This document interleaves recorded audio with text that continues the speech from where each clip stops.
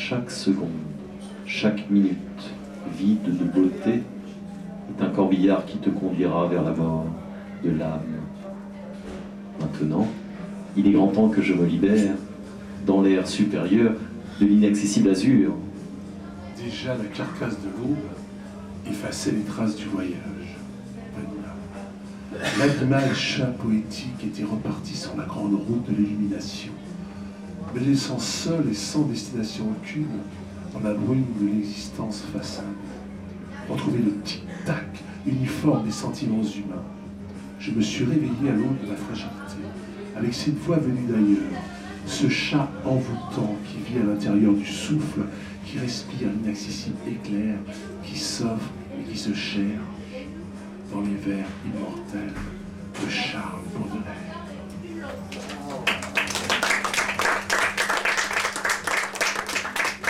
Texte de Pierre Neige. Bah écoute, je vais te chanter ma chanson. Je vais te chanter autre chose. Sur ce que m'a apporté le souffle poétique.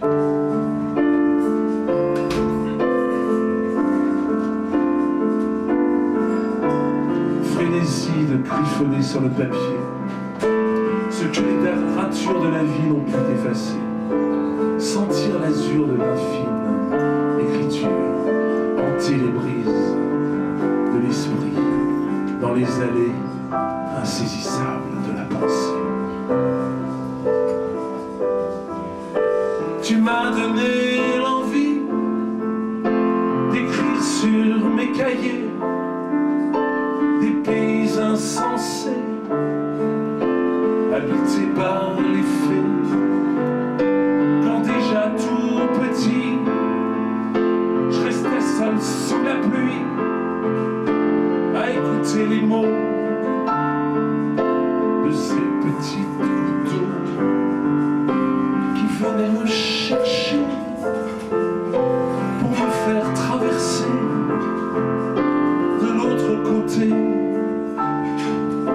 les passages cloutés sur les ailes des voyelles, les muses immortelles m'invitaient dans leur ciel,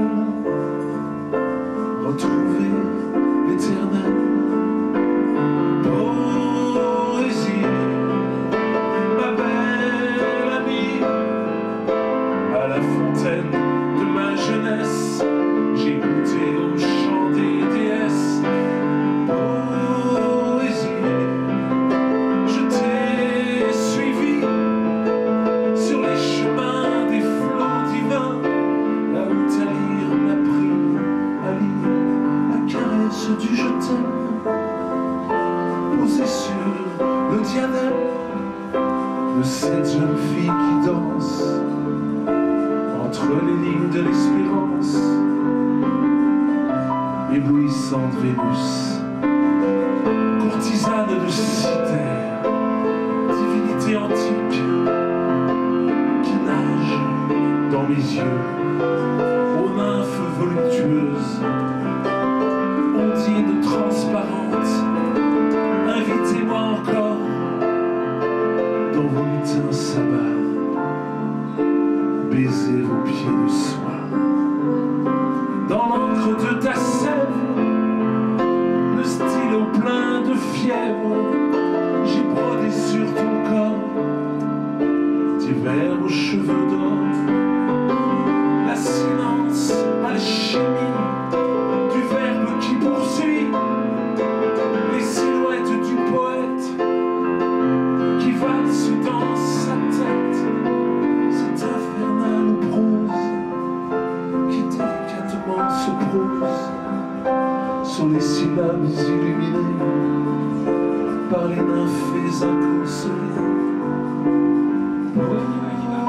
Poésie, ma belle amie, légère comme une plume qui recouvre la brume de l'infini. Rêverie qui vit à l'intérieur du corps, crucifie l'âme du rêveur ce vent d'éternité, cette soif d'espérer, écrire, toujours écrire, cet immédiat désir qui cherche sur le papier ce cœur abandonné sur le puant d'écriture d'une stèle qui murmure, ce pétale qui fleurit, les squelettes de la nuit, les poussières qui s'enfuient sur les pages de l'oubli. C'est ça la poésie, des heures, des jours, des nuits, à écouter chanter la terre sur des rivières imaginaires, l'harmonie qui guérit, les mots de l'âme qui s'enflamment dans le grand bal de la folie qui illumine les couleurs de la vie.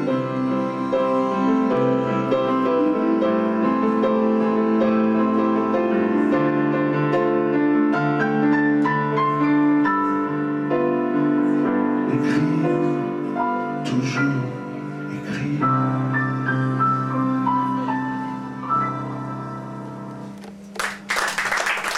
Merci beaucoup.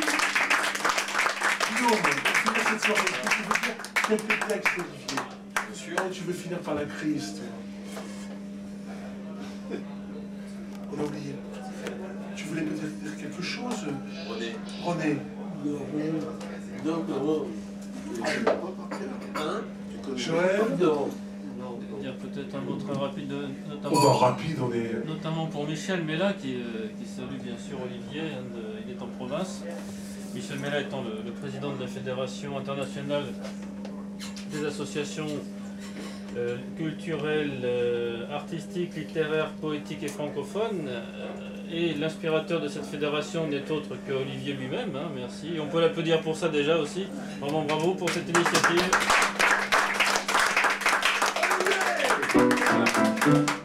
Et juste qu'il y a quelques membres de cette fédération, Martine Lequintrac ici, évidemment René Lebars, et c'est toujours quand on cherche les personnes qu'on en oublie. Le nom c'est fédération. Ah. Le nom c'est fédération. FIAPF en fait, c'est la contraction Fédération internationale j'ai marqué, d'associations. Je donnerai une carte après. Après, 2 minutes, on va partir là-bas. Nous on dit tout simplement des auteurs et poètes francophones. Alors là c'est Plus simple. L'idée, c'est la société, oui. de rassembler le maximum d'associations. Et il serait souhaitable justement de pouvoir les rassembler parce que ça permettrait au Tour de France d'être réalisé. Malheureusement, encore là, peu de présidents d'associations ont compris qu'on ne voulait pas pour choix en créant cela, mais pour toutes les associations françaises, en leur permettant justement d'organiser une manifestation chez eux et de les aider justement à se faire un peu mousser certaines associations qui ne font pas grand-chose en réalité, hein, si ce n'est que du vent. On peut appeler ça des associations de malfaiteurs. Pratiquement. Il y en a beaucoup qui ne font rien, que je connais en France, et qui mériteraient justement peut-être d'être un peu Un collectif sur Internet qui est intéressant, que j'ai découvert aussi sur Facebook, d'union de poètes qui ont leur page, qui s'expriment vraiment. J'ai découvert des... Je cherche le mot exact. Vas-y, Juste un ajout, parce que j'oubliais Caroline qui nous rejoint à la fédération depuis quelques jours, qui nous a rejoint depuis quelques jours. Et puis, il ne faut pas oublier Jean-Jacques hein, qui est présent dans Mons et Parvaux, Jean-Jacques Elner, photographe hein, de talent. Et vous pouvez retrouver ses réalisations sur les sites et les pages de Facebook, entre autres. Et en exposition.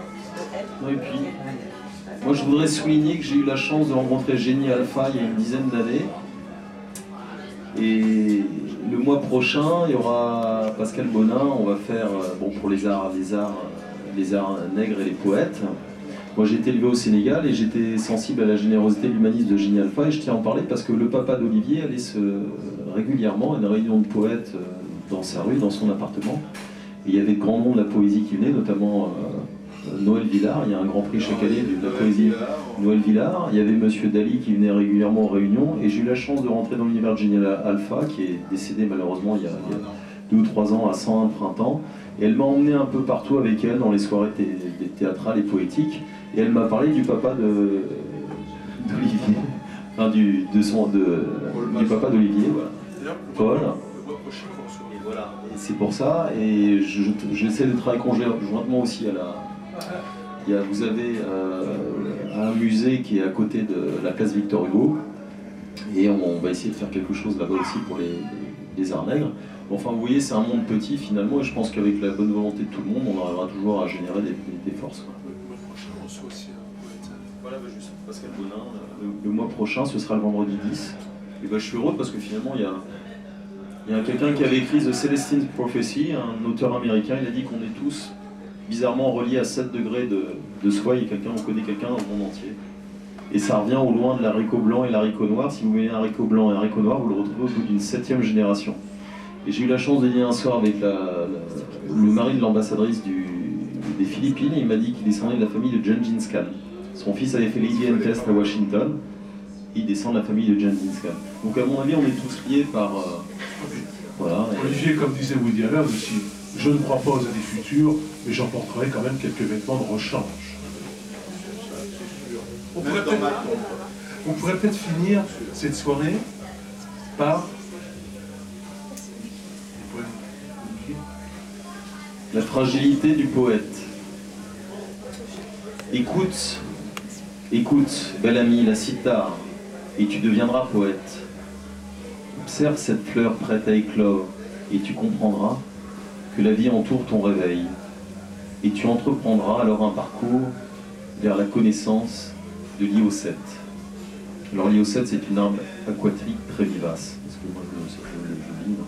Le poète est fragile, et sans la présence des mots, ses sentiments s'éteignent, faute de cette ivresse. Du bonheur de manier la rime enchanteresse, il sombre dans la mélancolie des mots.